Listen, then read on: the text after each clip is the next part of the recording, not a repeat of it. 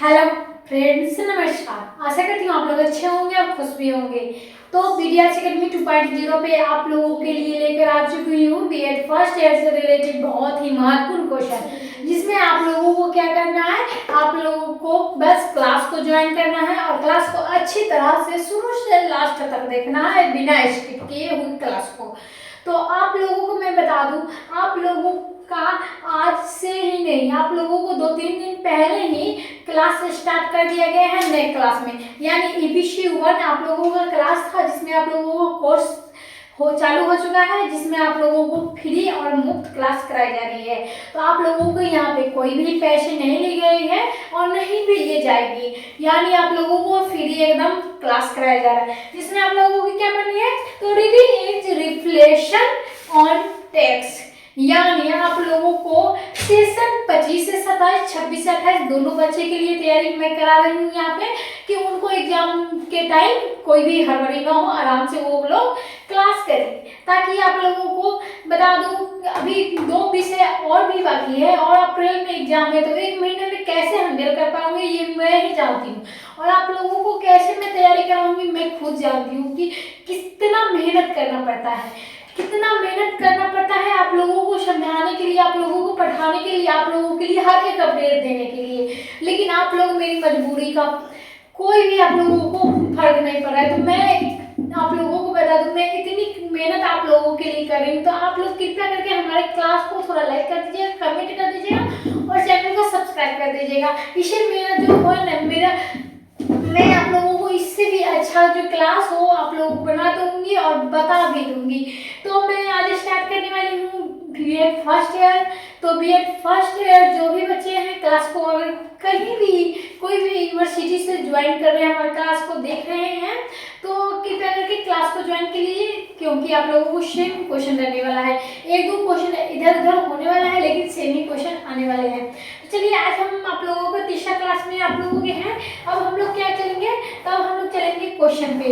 यानी क्वेश्चन क्या है आप लोगों के सामने, यहाँ पे आप लोगों के सामने है, पठान के घटकों पर प्रकाश डाले, यानी पठान के घर को जो है उसके प्रकाश डाले हैं।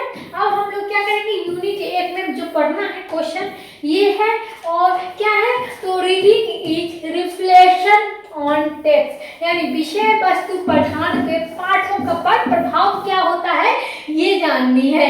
यानी इस विषय में आप लोगों को बता दूं, विषय वस्तु यानी सब्जेक्ट जो होते हैं उसके जो पठान यानी पढ़ने के पाठों में क्या प्रकाश होता है, क्या प्रभाव बच्चों पे पड़ता है, वही सारी जानकारी इसमें जाननी है। चलिए, हम लोग किसी भी क्वेश्चन के आंसर देते हैं किस प्रकार से। तो आप लोगों के सामने आ चुका है जो है, पठन के संबंध में निम्नलिखित कठिनाई आ सकती है, जिसमें पहला पॉइंट है उच्चारण। यानी उच्चारण क्या होता है, हिंदी में विभिन्न ध्वनियों के लिए विभिन्न अक्षरों अथवा वर्ण की निश्चित हो, और छात्रों को इन ध्वनि का शुद्ध उच्चारण आरंभ से ही करना चाहिए। क्या हो, तो इसके शिक्षक जो होंगे क्या होंगे, तो वर्णमाला में सिखाते समय इन ध्वनियों के शुद्ध उच्चारण का स्थान छात्रों को बता देना चाहिए। उच्चारण के शिक्षण में चूंकि अनुकरण की विशेष महत्व होता है, इसलिए क्या होता है, शिक्षक को स्वयं ही शुद्ध उच्चारण करके छात्रों को ध्वनि के ज्ञान का कराना चाहिए। यानी आप लोगों को बता दूं, ये जो है शुद्ध उच्चारण है, इसीलिए आप लोगों को ईपीसी 1 में पढ़ाया जा रहा है। इसीलिए क्या करना है, तो शिक्षक को खुद ही स्वयं ही शब्द शुद्ध बोलने चाहिए, ताकि बच्चे भी जो पढ़ने वाले हमारे क्लास को देख रहे हैं वो शुद्ध बोलना सीखे और लिखना सीखे। तो चलिए, क्या है, तो यदि शारीरिक विकृति के कारण कई छात्रों ये शारीरिक विकृतियां है, जैसे होस्ट विकृत दंत अथ, यानी क्या होते हैं, होठ से दंत, यानी आप लोगों को क्या कहते हैं, तो होठ से दंत, यानी क्या, होठ विकृत दंत आदि, यानी इसी प्रकार से है बल। स्ट्रेस क्या होता है ये जानते हैं, बलात्मक स्वरघात और बालाघात को बोलने में उस समय प्रयोग किया जाता है जब कोई शब्द एक से अधिक अक्षर सम्मिलित होता है। क्या होता है, अधिक अक्षर का होता है। बलाघात के संबंधित नियमों का निम्नलिखित में से उदाहरण है, जिसमें कह रहा है, पहला पॉइंट है जिसमें आप लोगों को समझाई जा रही है, एक से अधिक अक्षर वाले शब्द में यदि अक्षर ह्रस्व हो तो अंतिम अक्षर से पूर्व अक्षर की बलाघात दिया जाता है। क्या किया जाता है? तो बलाघात दिया जाता है। दूसरा है विस्कर्ष। विस्कर्ष क्या होता है? तो अक्षर वाले शब्द में बलाघात उसी अक्षर पर दिया जाता है जिसके बाद में विसर्ग के प्रयोग होता है। जैसे दुख में बलाघात दू अक्षर पर, यानी क्या होता है? दू अक्षर पर। आप लोग समझते हैं? तो यहाँ पे क्या है?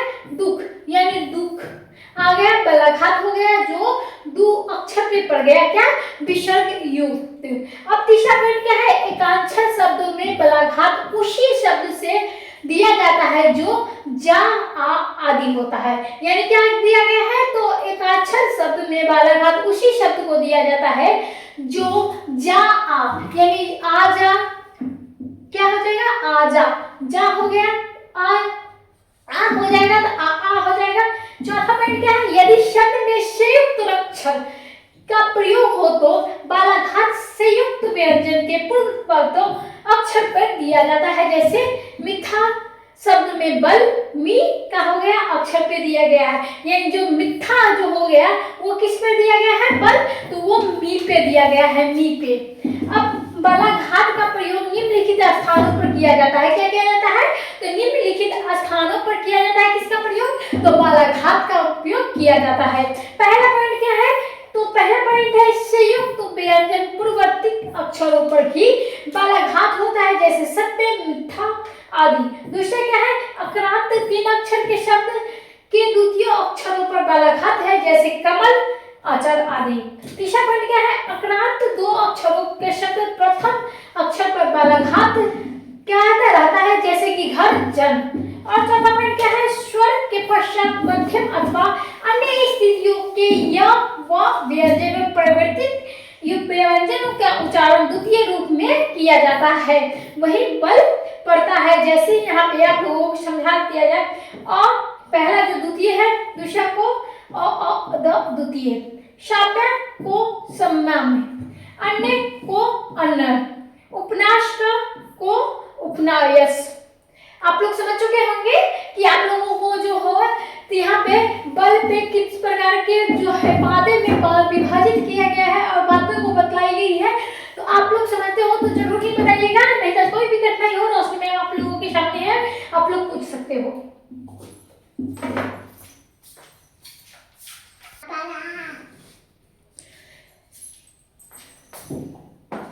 चलिए आप लोगों के सामने पांचवा पॉइंट है, जिसमें क्या है? संपूर्ण वाक्य का अर्थ के अनुसार किसी शब्द को बलाघात दिया जाए तो यह कैसे दिया जाएगा और किस प्रकार से दिया जाएगा, आप लोगों को उदाहरण के जरिए समझाया जाएगा। तो यह एक श्याम का घोड़ा है। इसमें क्या है? म यदि व्यक्ति यह कहना चाहता है कि यह घोड़ा, वह घोड़ा किसी और का नहीं बल्कि किसका है? तो यह केवल राम का ही है, तो वह राम शब्द का बलाघात देगा। किंतु यदि वह यह कहना चाहे कि यह घोड़ा दूसरा कोई नहीं श्याम का ही है, तो क्या कहेगा? वो कहेगा कि श्याम का घोड़ा तो बलाघात है, यहाँ पर दिया गया है। क्या किया गया है? तो यह श्याम का घोड़ा है, यहाँ पर बलाघात दिया गया है। छठा पॉइंट है, तीन अक्षरों के वाले शब्दों में यदि मध्य अक्षर दीर्घ हो तो बलाघात उसी दीर्घ अक्षर पे दिया जाता है। जैसे क्या है? माशाला शब्द में बलाघात क्या आ जाएगा? शा अक्षर आ जाएगा, जिसमें क्या होगा? तो माशाला शब्द पे क्या आ जाएगा? तो ये जो बलाघात अक्षर जो है वो क्या रहेगा? दीर्घ अक्षर पे कहला जाएगा, माशाला यानी शा दीर्घ अक्षर में आ जाएगा। वाक्य के उच्चारण में बलाघात किस प्रकार से होता है वो हम पढ़ाते हैं। तो जिस प्रकार शब्दों का उच्चारण बलाघात में दिया जाता है, उसी प्रकार वाक्य का उच्चारण भी बलाघात में दिया जाता है। संपूर्ण वाक्य के अनुसार में किसी विशेष शब्द का बलाघात रहता है, जैसे श्याम, यह श्याम का घोड़ा है। यदि यह कहना अभिष्ट है कि श्याम का घोड़ा ही है तो श्याम का बलखत दिया जाएगा। यदि कहना है कि अविष्ट हो कि या कोई और दूसरा नहीं तो यह सब बल दिया जाएगा। यानी यहाँ पर ये जो है ये बलघत बल दिया जाएगा, बलघत जो शब्द हो जाएगा उस पर बल दिया जाएगा। अब दूसरा क्या है विराम यानी स्टॉप्स। यानी क्या है स्टॉप, यहाँ पे पठन के बीच बीच में रुक जाने तथा भावनात्मक संकेत की क्रियाओं को क्या चिन्हों की विराम कहते हैं। तो सामान्य रूप से अनेक पढ़ने वाले को देखा जाता है कि वह एक वाक्य पढ़कर श्रोताओं के समक्ष देखने लगते हैं तथा इनके पश्चात जो दूसरा वाक्य पढ़ने लगते हैं। तो इस प्रकार की स्थितियों में पठन की सार्थकता एवं उपयोगिता समाप्त हो जाती है और वह विराम स्थिति में चला जाता है। जिसमें हमें आगे देखनी है क्या, जिसमें हमें आगे देखनी है आप लोगों को मैं बता दूं को उत्पन्न होने के कारण होते हैं। और एक विद्यार्थी को से जुड़ा गया पूछा गया कि क्या वाक्य समाप्ति के पश्चात क्यों रुक जाते हैं। तो उसका उत्तर क्या आया, पूर्ण विराम के बाद रुकना नियम है। यानी आप लोगों को जानते हैं ये आ जाएगा पूर्ण विराम यानी क्या हो जाएगा, तो इसके बाद जो है रुकना अनिवार्य ही है यानी नियम है। परंतु उसका विराम की अवधि के बारे में पूर्ण ज्ञान नहीं था। इस प्रकार के अनेक कारण होते हैं जो कि पठन के विराम में अनुचित रूप से प्रदर्शित करते हैं और विराम संबंधित समस्याओं के प्रमुख कारणों को निम्नलिखित रूप में प्रदर्शित किया जाता है। यानी क्या किया जाता है, तो प्रदर्शित किया जाता है किसके, तो प्रमुख कारणों के निम्नलिखित रूप में। इसमें पहला पॉइंट क्या है, वाक्य के बीच विराम। यानी वाक्य के बीच में अगर विराम आ जाएगा तो क्या होगा, जब पाठक द्वारा किसी गद्यांश के दो वाक्य पंक्तियों के बीच में आवश्यकता के अधिक विराम लिया जाता है तो उसमें पठन के आनंद समाप्त हो जाता है और तथा उसके स्वर्ण कहता है कि उसके भी उसका पूर्ण आनंद नहीं आता है। दूसरा क्या है, स्थानानुकूलन पाठ्य सामग्री जो अभाव होता है। अनेक अवसरों पर पठन में विराम की स्थिति उस समय उत्पन्न हो जाती है जब पाठ्य वस्तु छात्रों की योग्यता एवं मानसिकता से उच्च होती है। ऐसी स्थिति वह शब्द में समझकर पढ़ता है जिससे शब्दगत विराम इतना अधिक हो जाता है कि पठन सार्थकता समाप्त हो जाती है। क्या हो जाती है, तो ये जो है पठन सार्थकता समाप्त हो जाती है किसमें, तो स्थानानुकूलन पाठ्य सामग्री के अभाव में। अब हम लोग क्या जानेंगे, तीसरा पॉइंट। यानी तीसरा पॉइंट क्या रहेगा, तो विराम चिन्हों का ज्ञान न होना। क्या होना, तो विराम चिन्हों का ज्ञान न होना। जिस प्रकार से जब छात्रों को विराम चिन्हों का उचित ज्ञान नहीं होता है तो वह पूर्ण विराम के चिन्ह पर अधिक देर तक तथा कोमा पर कुछ देर का विराम लेते हैं जो कि अनुचित है। इस प्रकार की स्थिति में नियमों का एवं सिद्धांतों का संदर्भ में भ्रम के कारण उत्पन्न होती है। इसी कारण क्या होता है, विराम चिन्हों का ज्ञान नहीं होता है। अब चौथा क्या है, आत्मविश्वास का अभाव। अब हम लोग जानेंगे बीएड फर्स्ट ईयर में पठन और पाठों के प्रभाव में अब हम लोग जानेंगे आत्मविश्वास का अभाव क्या होता है। तो अभाव जानेंगे उससे पहले आप लोग क्लास को लाइक कर दीजिए, क्लास को शेयर कर दीजिए और कहाँ से हमारे क्लास को ज्वाइन कर रहे हैं ये जरूर ही बताइएगा। मैं आप लोगों को पूरे ही बीएड का कोर्स दिलाऊंगी आप लोगों को फ्री, क्योंकि आप लोगों को दोनों साल के कोर्स में फ्री में कराऊंगी जिसमें आप लोगों को क्या होगा, आप लोगों को फायदा होगा। अनेक अवसरों पर यह देखा जाता है कि पाठक विषय वस्तु के संदर्भ में पूर्ण ज्ञान रखता है तथा उसके धारा प्रभाव रूप में पढ़ सकता है, परंतु आत्मविश्वास का अभाव के कारण पाठ्य वस्तु जो होती है रुक रुक कर पढ़ता है, यानी रुक रुक के पढ़ता है। इसमें पठन क्रिया पुनः बाधित हो जाती है। तो क्या होता है, आत्मविश्वास का अभाव हो जाता है। इसी कारण क्या होता है, वो बच्चे रुक रुक के पढ़ते हैं। अब हम लोग आगे चलते हैं, जिसमें आप लोगों को की आगे भी कुछ जानकारी मिलेगी इसके आत्मविश्वास के अभाव पे, जिसमें इस प्रकार विराम स्थिति उत्पन्न हो जाती है। अब चौथा क्या है, उचित गति का अभाव, यानी उचित गति का अभाव किस प्रकार से होता है, पठन के अभाव में अभ्यास के समय ही शिक्षक द्वारा छात्रों को जो निर्देशन एवं परामर्श प्रदान नहीं किए जाते हैं, इससे उनके पठन में उचित या गति धारा प्रभाव का विकास नहीं हो जाता है। इस प्रकार छात्र प्रत्येक पठन सामग्री में विराम के साथ पढ़ना प्रारंभ कर देते हैं और जिससे पठन के मार्ग जो बाधा उत्पन्न हो जाती है। अब तीसरा पॉइंट है आरोह अवरोह, यानी आरोह अवरोह असेंस डिसेंस, यानी पठन की प्रक्रिया में जब तक उचित आरोह अवरोह की समावेश नहीं होते तब तक क्या होते हैं, उसमें सार्थकता उत्पन्न नहीं होती है और न ही पाठ्य वस्तु को भाव ग्रहण हो पाता है, जिसमें पाठ्य वस्तु के अभाव के अनुसार उचित आरोह अवरोह का अभाव उसके भाव ग्रहण करने में भ्रमण उत्पन्न कर देते हैं। इसीलिए क्या करते हैं, पाठन के मूल तत्व आरोह अवरोह अनेक अवसरों में छात्रों को उचित आरोह अवरोह का ध्यान न रखता है, वे पठन किया जाना चाहिए ताकि उचित आरोह की कठिनाई उत्पन्न होने में प्रमुख कारण निम्नलिखित में से है। पहला जो है भाव का समझ कर न पढ़ना। क्या है, भाव को समझकर न पढ़ना। छात्र द्वारा किसी भी पाठ्य वस्तु के भाव में ग्रहण करना करते हुए पठन किया जाता है कि उसमें अवरोह और आरोह संबंधित जो कठिनाई उत्पन्न होती है, क्योंकि सामान्य रूप से भाव को समझते हुए पढ़ने की करने का अवरोह जो आरोह है स्वाभाविक रूप से उत्पन्न हो जाती है और भाव न समझने की दो ही कारण होते हैं। प्रथम, विषय वस्तु के छात्रों के स्तर पर उच्च होना। क्या होना, तो पहले पॉइंट जिसमें आप लोगों को समस्याएं आ जाएगी भाव को समझ कर न पढ़ना, उसमें पहला पॉइंट क्या है, विषय वस्तु को छात्रों को स्तर पर उच्च होना और द्वितीय क्या है, विषय वस्तु के पठन करने वाले छात्रों को कोई रुचि नहीं होना। दो ही कारण से क्या होते हैं, बच्चे कोई भी एग्जाम कंफर्ट तैयारी नहीं करते हैं क्योंकि उसमें रुचि ही नहीं रहती। अगर कुछ शिक्षाएं के हम लोग पढ़ रहे किताब, हम लोगों को कुछ समझ में नहीं आएगी। इसीलिए क्या होता है, भाव का समझ करना पड़ना। दूसरा क्या है, धारा प्रभाव का अभाव। अनेक अवसरों में छात्रों को पठन द्वारा उचित धारा प्रभाव नहीं लाया जाता है, इसीलिए आरोह एवं अवरोह की स्थिति उत्पन्न नहीं हो पाती है, क्योंकि उचित धारा भाव में आरोह और एवं अवरोह की उपस्थिति होता है।